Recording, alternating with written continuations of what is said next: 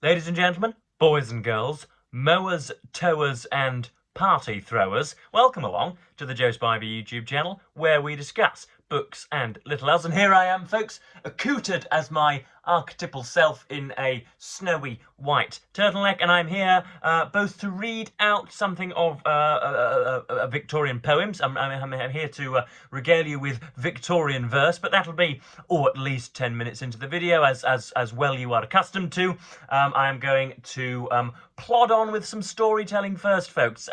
You will remember from our last congenial meeting that I, on Saturday, was all set to go to a fine gala dinner in the heart of the city of Kingston upon Hull, and ingratiate myself with the top brass, shall we say? So there I was in all of my gear, ready to go, and then off we went. And I've got a great deal of stories and episodes and what else shall we say? General social phenomena to discuss with you. So we got there, and for contextual purposes, there have been a group of friends with whom my mum has been in great friendship for many decades now, and sadly, Frankie, one of them, her name was Frankie, passed as a result of breast cancer. I think just over 12 months ago, and as a result, my mum and many of the other friends in that circle put together what was called Frankie's Night, which aimed to raise money for a cancer research foundation, which would help not with or would supply funds not for treatment necessarily or research into prevention and curing, but for just sort of the general coping mechanisms of people who are diagnosed. So if you need a wig sorting, if you've got breast cancer, then they'll sort that out for you. And it's all about the nearest wing of Hull Royal Infirmary, which deals, I think, entirely with that. So I realise I haven't done that justice, but this was the night. This was the big hall, and so we were there early, and Mother brought our laptop so as to stream a video for the fine patrons of the hotel, but unfortunately the video was never going to be viewed in a month of Sundays. The hotel Wi-Fi was terrible, and it was on Vimeo rather than YouTube, which is, I think, a much inferior site to be viewing things on. So that was that, and then we were all sat round. We were in one of the main tables, being close to the bereaved family, and so we were talking and talking and talking, and I wanted to be the, what should we say, a kind of a much heralded sort of person of I don't really know, officious, and somebody, I wanted to be rather, not really rather gallant, but I wanted to be, the words are evading me. I wanted to be aloof and roguish. I wanted to inspire the curiosity of all around. I didn't want to be, I didn't want to be gleeful. I didn't want to be yapping about like a young puppy. I wanted people to be saying, "Bloody hell, have you seen that lad over there with his centre parted and his waistcoat? I hear he just used the word burgosity, and later on, if the situation suffices, he shall use the word mollify." I wanted to amaze the people around me, and I think I did a decent job. I spoke very well, and but around the table was what is termed colloquially in Britain an old biddy. There was a very, very old lady indeed. She was an unknown friend of somebody I already knew, and because Mum and this friend were handing out raffle tickets and dashing about like Butlins redcoats and making sure that the process went smoothly, I was quite often left alone with said biddy. And because there was music, and because she was a little hoarse, and I am, believe it or not, quite hard of hearing. I don't know whether that's because there are great custard bowls of gunk in my ears, or because I'm just naturally hard of hearing. I don't know.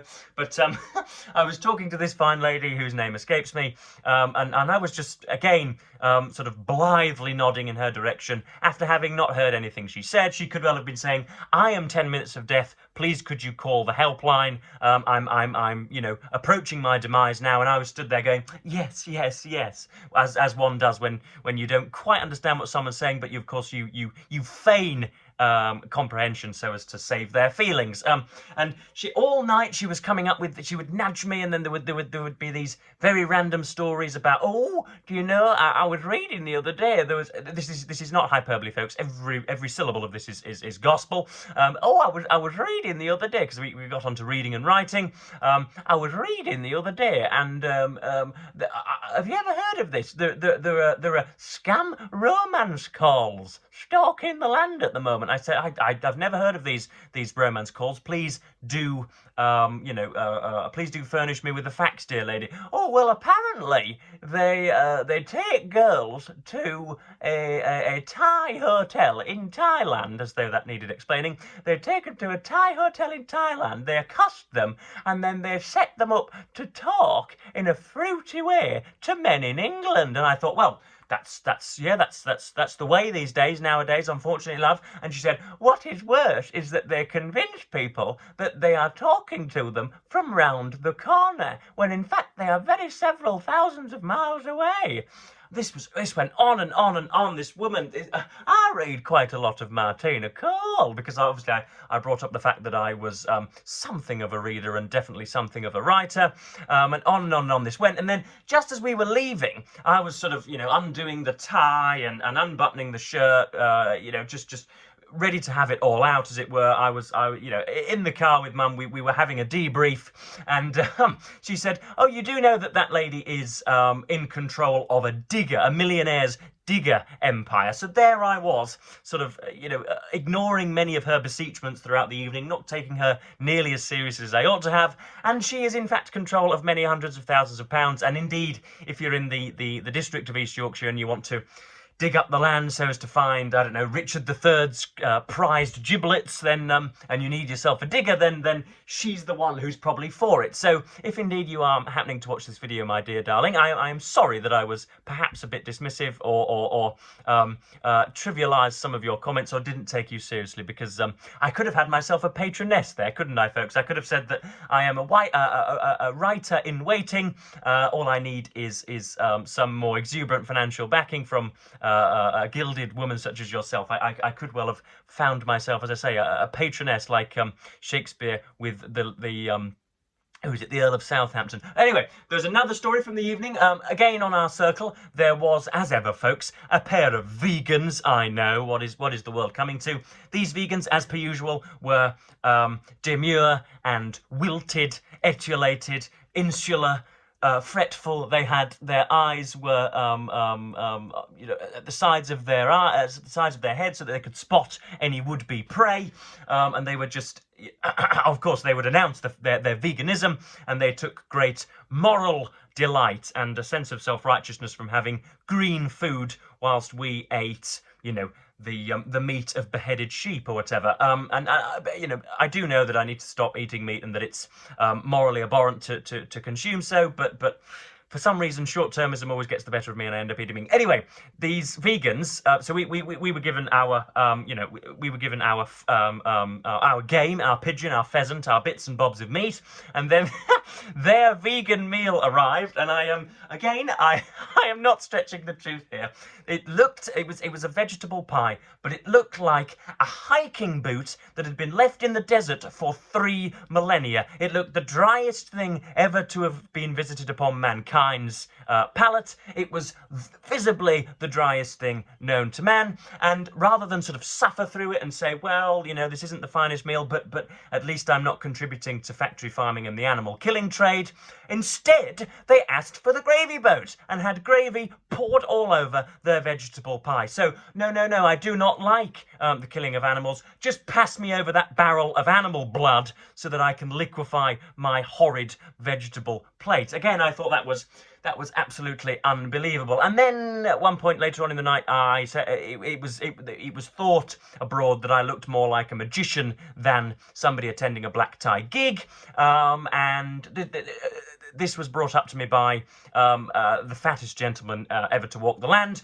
and so I said to him again, quite rambunctiously at this time in the evening, "Are we really going to get into aesthetics, sir, when you look like a sort of the love child of goodness knows who, Augustus Gloop and The Big Show. You are the biggest man possible. You are putting great strain on every single one of your organs, and yet you have the gall to say that I don't quite look at my best. Anyway, so that was the evening, folks, and there was lots of hoity-toity stuff. Lots of meritless exuberance. People who were very happy for just being jolly, who had achieved not one jot of a thing in the last 24 hours, but it was jolly good fun. And so I just wanted to relate some of the stories to you. But today, without further ado, we have a reading from Victorian Verse. I've got my new Oxford book of Victorian Verse here, a compilation of the best rhymists and tale tellers of the Victorian period in verse form. Again, ladies and gentlemen, or predominantly ladies, if indeed you stumble into a would-be partner's boudoir one evening and one of these things is beleaguering his shelf, then you should not be within a 500-mile radius of the person, because he is either a pedant or a sadist. But yeah, I happen to have one on my shelves, and we're going to be reading today. I'm going to be reading the entire thing out to you because obviously we're in the month of October, and that signals that we shall be talking about Victober and Victorian literature, which is stuff written between 1831 and 1901, or 1837 and 1901, and I haven't read much at all. I've done bits of Vanity Fair for you, and that is about it. I've done a biography of Charles Dickens for you, but I think I have been not resting on my laurels, but I've just been ignoring what is a very estimable event, and so I've got a poem to read out to you today. This is by Thomas Hood. I wanted to make sure that it was a relatively unknown individual, because there are just so many randomers littering the contents page of this book. Mr. Mallock, Mr. Simcox, Mr. Dobble, Mr. Marston, Mr. Guggenberger, who sounds like he runs a successful line of circuses, Edward Dowden, Arthur Munby, Mr. Hawker, John Lester Warren, Lord de Tabley, Algernon, Charles Swinburne, J. Stanyon Big, 2Gs. How fantastic. And so we have something of, it's a sort of concertinaed limerick about a woman who, very, again, comically, loses her leg and decides that instead of a wooden stump, she would like a golden thing to be attached to her knee. And so off we go. So please get Thomas Hood's poem, Her Precious Leg, up. I will give you at least 20 to 30 seconds to do that, whilst I prevaricate some more. Again, modern technology probably won't allow me to put the poem there. I don't really want to go to the effort, but I'm going to rely on your order following, and hope that you indeed have by now have the poem in front of you. So this is, once more, for clarity, Thomas Hood's Her Precious Leg. I think I'm just going to go right the way through. Here we go. As the twig is bent, the tree's inclined, is an adage often recalled to mind, referring to juvenile bias. And never so well is the verity seen, as when to the weak, warped side we lean, while life's tempests and hurricanes try us. Even thus with Miss K and her broken limb, by a very, very remarkable whim, she showed her early tuition, while the buds of character came into blow, with a certain tinge that served to show the nursery culture long ago, as the graft is known by fruition. For the king's physician, who nursed the case, his verdict gave with an awful face, and 3 others concurred to egg it, that the patient, to give old death the slip, like the Pope, instead of a personal trip, must send her leg as a legate. The limb was doomed, it couldn't be saved, and like other people the patient behaved, nay, bravely that cruel parting braved, which makes some persons so falter. They rather would part without a groan, with the flesh of their flesh and bone of their bone they obtained at St. George's altar. But when it came to fitting the stump with a proxy limb, then flatly and plump she spoke in the spirit olden. She couldn't, she shouldn't, she wouldn't have wood, nor a leg of cork if she never stood, and she swore an oath, or something as good, the proxy limb should be golden. A wooden leg, what a sort of peg for your common jockeys and jennies, imagine her speaking. No, no, her mother might worry and plague, weep, go down on her knees and beg, but nothing would move Miss Kilman's egg. She would have a golden leg, if it cost 10,000 guineas. Wood indeed in forest or park, with its sylvan honours and feudal bark, is an aristocratical article, but split and sawn and hacked about town, serving all needs of pauper or clown, trod on, staggered on, wood cut down, is vulgar, fibre and particle. And cork, when the noble cork tree shades a lovely group of Castilian maids, 'tis a thing for a song or a sonnet. But cork, as it stops the bottle of gin or bungs the beer, the small beer in, it pierced her heart like a corking pin to think of standing upon it. A leg of gold, solid gold throughout, nothing else, whether slim or stout, should ever support her, God willing. She must, she could, she would have her whim. Her father, she turned a deaf ear to him. He might kill her, she didn't mind killing. He was welcome to cut off her other limb. He might cut her all off with a shilling. All other promised gifts were in vain, golden girdle or golden chain. She writhed with impatience more than pain, and uttered shaws and pishes. But a leg of gold as she lay in bed, it danced before her, it ran in her head, it jumped with her dearest wishes. Gold, oh let it be gold, asleep or awake, that tale she told, and when she grew delirious, till her parents resolved to grant her wish, if they melted down plate and goblet and dish, the case was getting so serious. So a leg was made in comely mould of gold, fine virgin glittering gold, as sold as man could make it. Solid in foot and calf and shank, a prodigious sum of money it sank. In fact, 'twas a branch of the family bank, and no easy matter to break it. All sterling gold, not half and half, the goldsmith's mark was stamped on the calf, 'twas pure as from Mexican barter. And to make it more costly, just over the knee, where another ligature used to be, was a circle of jewels worth shillings to see, a new-fangled badge of the garter. 'Twas a splendid, brilliant, beautiful leg, fit for the court of Scanderbeg, that precious leg of Miss Kilmansegg. For, thanks to parental bounty, secure from mortification's touch, she stood on a member that cost as much as a member for all of the county. Now, how jolly spectacular is that, folks? If indeed your pet has recently passed on, or indeed you're suffering from terrible melancholia, that is sure to bring you round. So that was Thomas Hood's Her Precious Leg. I'm sure you enjoyed it. He was a notable humanist who died, I think, in his mid-40s, like all decent artists ought to do. So yeah, that, I think, about covers me for today, folks. I wanted also, just as I was reading that, I remembered that our pastime and some of my own jaded profession, i.e., again, readers and writers, are so thoughtlessly and curiously maligned in social situations. If indeed people ask your profession or what it is that you do or how things are hanging, and you say that you're a reader and writer who spends 4 or 5 days either composing or criticising sacred texts, then you are looked upon as a very, very, very, very, very strange sort of nullifidian. A real, again, if you're playing Joe Spivey Verbal Bingo, nullifidian is worth 8 magnificent points. You're looked upon as a case of curiosity. It really is bizarre. And then also there was much merriment and dancing, and because I didn't participate in that dancing, I was I think viewed by 1 or 2 as something a bit glum, but I wasn't by any stretch the only person on one's rump.